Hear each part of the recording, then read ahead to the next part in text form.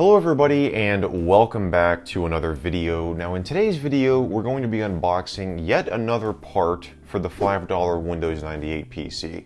Now the most recent upgrade that we did to this computer was getting this set of speakers that you can go check out in this video up in the cards. Yes, these were the original speakers that would have shipped with this computer when it was sold back in the year 2000. And I've been wanting to get a complete setup for this thing. That's been one of my goals. We've obviously got the computer, we've got the speakers now, but we don't have the monitor, the keyboard, or the mouse. But today we're going to check one of those items off the list because I've got the original keyboard, or at least I believe it is the original keyboard that shipped with this computer, and this is all made possible by a viewer named Jeremy out in Arkansas. So thank you so much, Jeremy, for sending this out to me.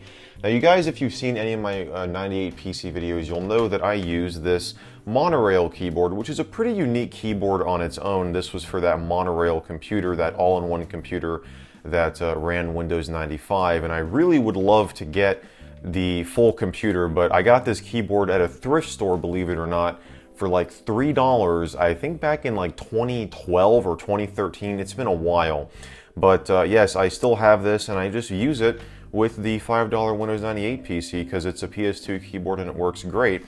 But Jeremy, like I said, offered to send out a gateway keyboard, and here it is right here in this box. Now, before we get into this, let me just move these cables out of the way.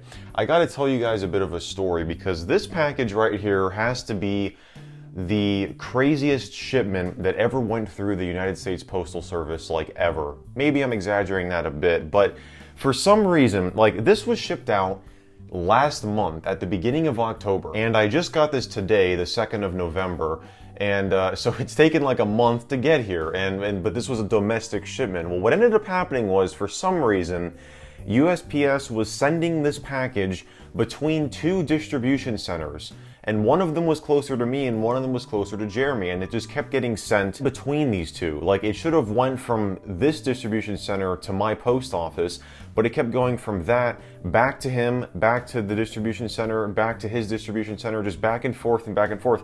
Like, I'm not kidding you, like 10 times this happened. And at first I kind of thought, okay, this is just going to be doing this like maybe one time, it'll get sent back and then it'll get sent back to my post office, or it'll eventually make it to my post office, but it never did. For some reason it kept getting sent back and forth, and at one point I was just joking with Jeremy. I was like, maybe this is just going to happen until like the end of time, like we're just going to be seeing this package get sent back and forth. I honestly don't know what happened, but it eventually got returned back to him, and then he repackaged it and sent it back to me again, and this time it got to me, so that's good. But we're going to go ahead and open this thing up, and this has definitely had a long journey. Let's go ahead and open it up and see what we got inside. Okay, so this is the box right here. It was actually inside of this larger box. So this was the original shipment, and you can see that it has these well, this is like tape on it that says received in damaged condition. I mean, the box is a little bit damaged, but it, like, everything was still in here, so I don't really know what. I honestly don't know. I'm just looking at this off camera because there's addresses and stuff on the front. But yeah, eventually they marked it as not known. Let me just take off this sticker here to show you. They marked it as return to sender, attempted not known. And this address was a P.O. box at one of their post offices. So I guess they couldn't figure out where that was. But whatever, it finally got here. So let me go ahead and I'm just gonna, I've already got this open a little bit here. And we're just gonna take out the keyboard. So there's the keyboard. And that is everything except for some, like, a lot of packing material inside. And so yeah, here is the keyboard. Before we open this though, he did mention that there should be something else in here. And that is going to be this right here. We got some more packing material here. But this was the other thing that he sent me. Let me just go ahead and take this off here. And I saw this off camera, but this is just super cool. He marked property of Michael MJD Studios on the front. This right here is a Packard Bell disc that he sent me. And this is it's called 3D Body Adventure. I believe that the Nostalgia Mall actually did a video on this. This is like it's by Knowledge Adventure. It's like a learning CD that I believe would have come with Packard Bell, yeah, OEM version. So this would have come with the Packard Bell computer. And yeah, so this might end up in a future video. Thanks so much, Jeremy, for sending this, because yes, guys, I do have the $5 Packard Bell as well, which yes, I also got for $5 at a garage sale, which I've done a couple videos on. That's kind of my Windows 95 computer that we do all sorts of things with on the channel. But let's get back to the keyboard right here. So we're going to, let's see if I can just tear this bubble wrap here.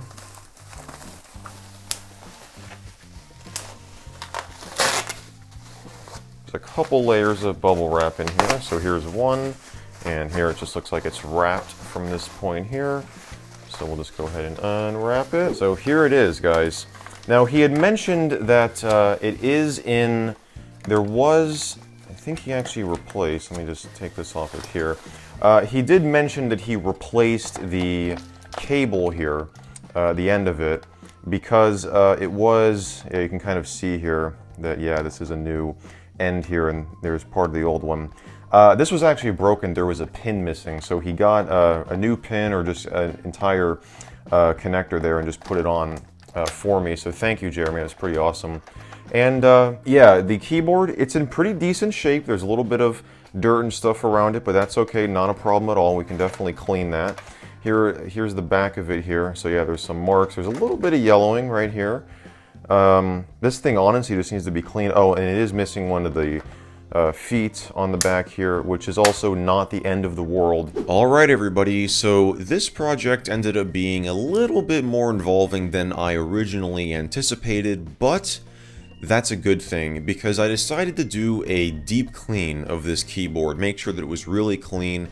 And I started with doing the exterior because there were some marks and grime and stuff on the outside. So I took a magic sponge and just went around the entire exterior and it cleaned up pretty well. There are some signs of yellowing, especially on the back, but that's going to take some retrobrighting, which I didn't have the ability to do when I shot this video. I didn't have all of the equipment for that. But what I ended up doing is, just like in the ThinkPad video, I ended up taking off every single key on this keyboard, which revealed that there was a lot of grime and dirt underneath, which is kind of to be expected on a keyboard that is heavily used, which I believe this one was. If not heavily used, it was used pretty frequently. So there was, yeah, a lot of dirt and stuff, so I ended up doing the same thing that I did in the ThinkPad video and used some Q-tips with some cleaner. And so I did that with every corner, every crevice of this keyboard, which took a considerable amount of time, but like I said, that's no problem. Wanted to make sure this thing was really clean. And then I took all of the keys that I had removed and put them into a colander and rinsed them under the sink for a little bit, and then I set them out to dry overnight. And then by the next morning, the keys were ready to be put back in the keyboard, so I spent a little bit of time doing that, and there we go, guys. I think it looks much better, and it's just good to know that underneath it, it's all clean. There's not a bunch of dirt and stuff underneath the keys. So this was a success, and let's see if the thing actually works. Alright, so here it is, everybody. We've got the Gateway keyboard plugged in. It's all cleaned, as you guys saw from those previous clips. And I'm excited. Let's go ahead and turn this thing on and see. I'm actually going to hold the keyboard up so we can see if the lights flash there, which they should. There they go. So yeah, we're just going to let the 98 PC boot up and we'll try out the keyboard a little bit. Alright guys, so here we are. We're booted up. Yes, this machine is still running Windows 7. And we've got the keyboard here and we can start typing. Hello world, I am typing this on the original keyboard for the 98 PC.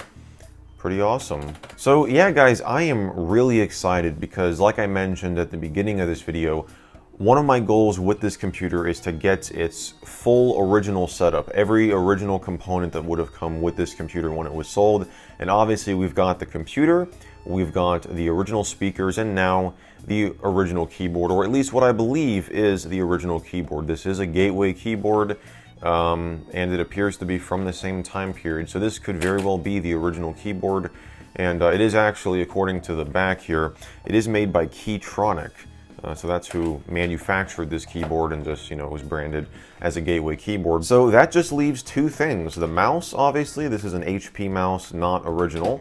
And the monitor, this is a Dell flat panel monitor that I've been using forever in like every video featuring this computer, I believe, has been featured, with this monitor.